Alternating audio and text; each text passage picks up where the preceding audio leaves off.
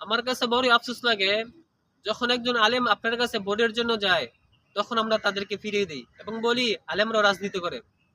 যখন একজন আলেম এমপি মন্ত্রী হবেন, তখন তার দ্বারা কোনো দুর্নীতি, চাঁদাবাজি, রাহাজানি কিচ্ছু হবে না। আপনারা আজ পর্যন্ত পেয়েছেন কিনা তাদের দ্বারা কোনো দুর্নীতি? আপনারা বলেন। জামাত ইসলামে যতগুলো এমপি হয়েছেন, মন্ত্রী হয়েছেন, তাদের দ্বারা কোনো এক টাকাও দুর্নীতি হয় নাই। এবং চরমোনাই যারা চেয়ারম্যান হয়েছেন, তার দ্বারা কোনো এক টাকা দুর্নীতি হয় নাই।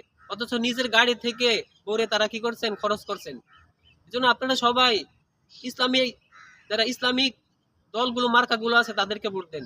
জামাত ইসলামকে ভোট দেন, চরমোনাইকে ভোট দেন, খেলাফত যুবমজলিসকে ভোট দেন, তাদেরকে ভোট দেন।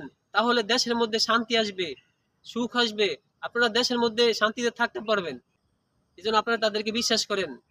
আপনি যদি এখন বিশ্বাস না করেন, তাহলে সময় ফুরিয়ে গেলে ওই সঙ্গে আপনারা কোনো লাভ হবে না, আফসোস করলে কোনো লাভ হবে না।